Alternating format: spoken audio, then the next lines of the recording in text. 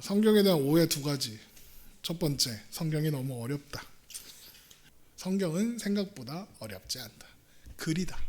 글씨를 읽을 수 있다면, 초등학교만 나왔다면 성경은 누구나 읽을 수 있다. 그러면 왜 자꾸 어렵다고 그러느냐? 결정적인 이유는 게을러서 그렇다. 성경을 읽지 않을, 성경을 공부하지 않을 핑계로 어렵다고 하는 거죠. 그것보다 더 어려운 소설이나 그것보다 더 어려운 연예 기사는 읽는다. 디스패치가 쓴 기사, 겁나 긴 그 막 연예인의 그 불륜의 역사와 서사를 다룬 그 기사는 읽더라. 왜? 흥미로우니까. 그것보다 더 복잡한 영화는 보더라. 인터스텔라 보더라. 서울의 봄 보더라. 그 안에서 이루어지는 인간관계 이런 거 이해 못하는데 재밌다고 보더라. 이해가 안 되면 어떻게 해? 또 봐. 또 보고 또 봐. 이해가 안 되면 돌려보고. 얘가 누구였지? 앞에 가서 다시 보고. 그러더라. 성경도 그러면 된대. 성경은 생각보다 단순한 구조와 단순한 이야기를 가지고 있는데 우리가 그걸 어렵게 느끼는 거고, 이게 내가 내 맘대로 읽고 내 맘대로 생각하고 내 맘대로 판단하면 안 될 것 같다는 그런 부담감, 물론 그래야 하지만 그 부담감 때문에 성경을 멀리하지 말자. 성경을 읽다가 어려운 단어가 나온다. 네이버 사전 찾아보면 다 나온다. 읽기 싫어서 핑계대지 말고 읽고자 하면 읽을 수 있다. 친절한 해설자도 있다. 물어보면 된다. 그리고 단어를 모르는 건 그건 그럴 수 있죠. 요즘에 MZ세대들의 가장 큰 문제가 그거라잖아요. 단어 어휘력이 떨어진다고. 그래서 네이버 국어사전이 좋다. 찾으면 다 나옵니다. 물론 그거 찾아보는 것도 귀찮다. 저한테 물어보십시오. 제가 기꺼이 제가 검색하여 알려드리겠습니다. 두 번째, 성경은 지루하다. 성경을 노잼으로 느끼는 이유. 그래서 이 성경 공부 시리즈가 만들어진 이유죠. 노잼. 노잼, 재미없다. 성경을 노잼으로 느끼는 가장 큰 이유는 안 읽어서 그래요. 읽기 전에 지레 겁을 먹어서 그래요. 어렵다는 선입관으로 읽어서 지루하게 느껴지는 거예요. 이건 내가 이해할 수 있는 책이 아니에요. 이런 선입감이 있으니까 지루하게 느껴져요. 제가 삼국지라는 소설을 처음 읽을 때 그런 생각이었어요. 그림이 하나도 없어. 다 글씨야. 10권이야. 야, 저거 어떻게 읽어? 그런데 학교에서 어떤 친구가 그거보다 더 두꺼운 영웅문이라는 소설을 읽어요. 이게 무협지거든요. 근데 이게 엄청 두껍고 글씨 조그맣고 그림 하나도 없고, 그런데 겁나 많고 뭐 30몇 권 이렇게 돼요. 그 책을 읽더라 걔가. 나보다 공부도 못하고. 물론 이제 그 시절에는 무협지 읽으면 공부 못하는 놈이라고 막 그러긴 했는데, 근데 걔가 시인이 됐다. 영웅문이라도 읽어라. 그래서 야, 나도 좀 읽어보자. 너가 읽는데 나라고 못 읽을 소냐?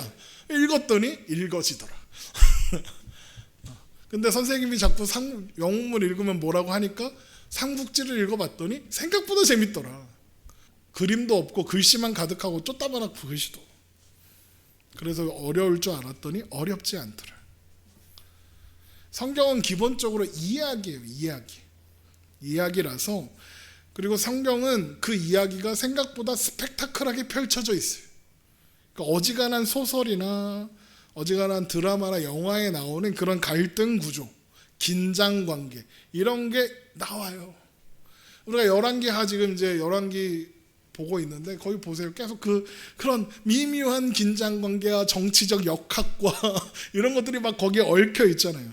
우리가 성경을 어렵다, 성경을 지루하다라고 느끼는 가장 큰 이유는 성경에서 뭔가 대단한 의미나 성경에서 뭔가 대단한 어떤 그 사실을 발견해내야 한다.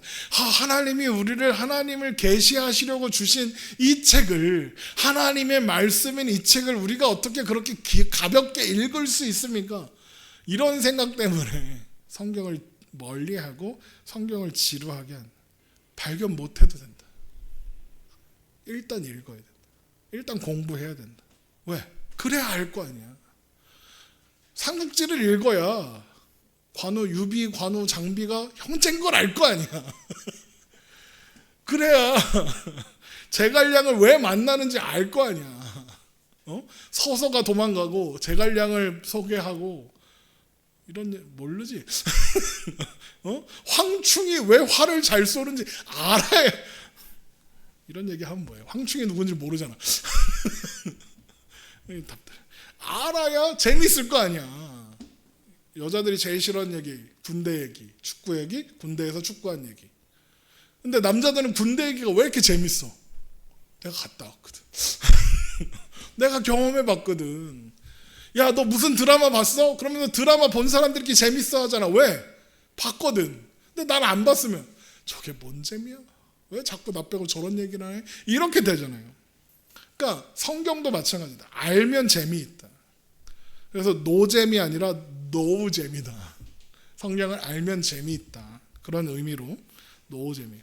성경은 소설이나 시집이나 이런 것처럼 이야기 자체에 관심을 두고 읽어도 된다. 그 가운데 하나님이 말씀하신다.